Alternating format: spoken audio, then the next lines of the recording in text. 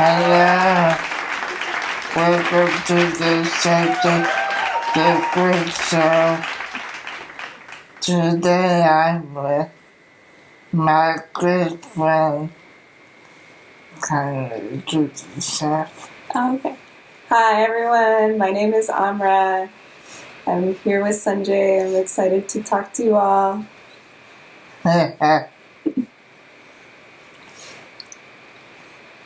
So it's a new year. How's your year? How's your year going? My day is going pretty good. I'm here visiting you. It's pretty good. Got to watch some cool video games. And yeah, things are going well today. Do you have any plans for this year? Any plans? Well, of course I want world revolution to happen and, Trump to go away. Those would be some good plans for this year. Yeah, I'm also hoping to spend some time in Arizona visiting some friends and hanging out with the community out there, getting to know more folks. So how do you think the accessibility is for the disability community nowadays? I think it's hard. I think there's a lot of things that are still really inaccessible. Like there's a lot of inaccessibility for folks who are differently abled in a lot of ways. And I think in some ways things are good because there's more disability activism and people are talking about different issues like learning disabilities and invisible disabilities more. But I think there's still a long way to go. I think there's still a really limited way that access is talked about, right? I think sometimes we don't have a lot of spaces where we can really challenge people on their ideas of how things that are inaccessible are really normalized. So I think, in my context, thinking about,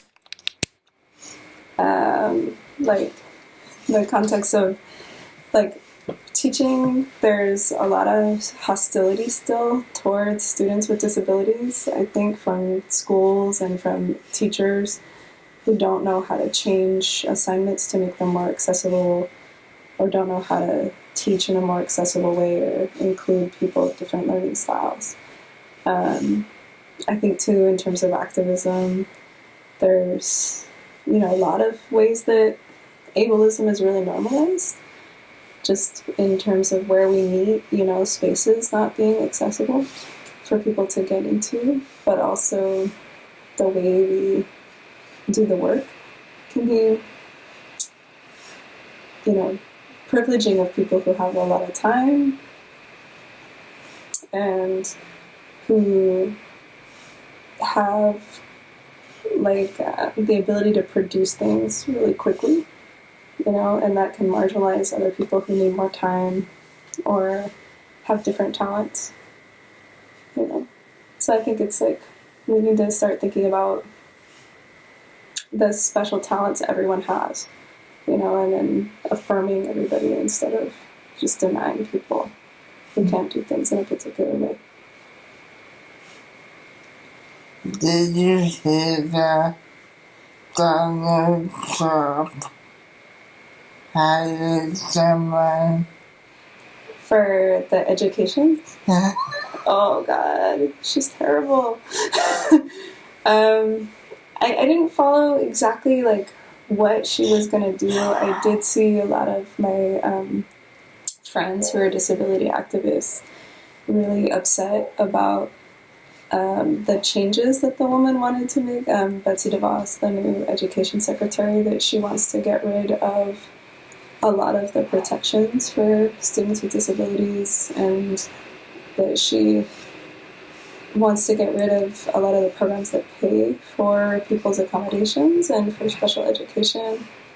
And to me, that's like, it's like rolling us back to like, you know, the 50s. It's kind of setting back these huge gains that have been made through activism, you know, to get everyone access to education, and also challenging like the segregation, you know, segregation of students with disabilities. So I think it's disastrous, like her being in position of power over education and having such an ableist approach and trying to deny students access to resources that they need.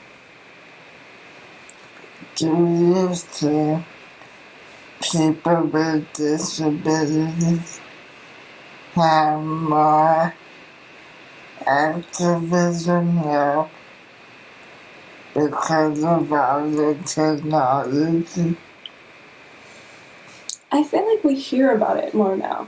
Like it's getting into the mainstream more and getting out there. But I remember growing up in the Bay Area, like public radio, there would be shows devoted to disability issues on public radio, on college radio stations. There was a lot of activism in Berkeley when I was like a teenager in my 20s. Like there was a whole community of folks who had been organizing for like since the 70s, you know, to get you know, folks who had been part of the fight to get the ADA legislation, and then all kinds of other issues around healthcare access and healthcare treatment. And I felt like in the Bay Area I was maybe more aware of some of those issues because they were a really central part of the activist community. But now I think with technology, like it's building on that. Like, so I remember like the newspapers and like little radio shows people had, like when I was in my 20s. Now, like those folks are all over like the internet. Like there's so many amazing blogs and like you know, video shows. People are doing podcasts. Like I think it's definitely more normalized, the discourse, and you're hearing more disabled voices. I think internet and technology and social media, that's really helped get people's voices out there and challenge, you know, other folks, which is good. I'm tired. Yeah, definitely. So, have you seen any disability movie? I have. I've seen a couple. I think I've seen some that are like bad representations, of course. You know, there's always that, unfortunately. But I think I'm trying to come to mind with the. I don't think I remember the name of it, but there was one of the folks who was really active in Berkeley. There was a documentary that he made. I can't remember his condition, but he had a radio show. I'm forgetting his name. But there was this good documentary about this man, and he was talking more about his activism and his journalism, but also his relationships, and you know, his wife, and you know, it was more focused on him as a three-dimensional person, you know, with like holistic relationships with other people and other aspects of his life. It wasn't just focused on his disability, you know, that wasn't like the whole of who he was. And I feel like that type of movie, we need to see more. We need to see people, you know, falling in love and having fun and also doing complex things and having complex lives, and like not the whole of their being about being disabled. That's only one aspect of someone's life, you know. And yeah, just having more complex representations.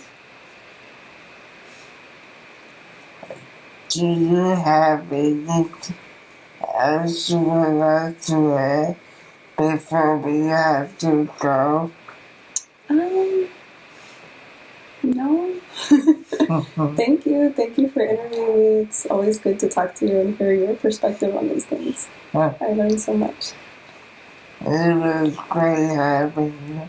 Thank you. And myself. Thanks. Thanks for coming. Of course. And fight the power. Yes. Fight the power.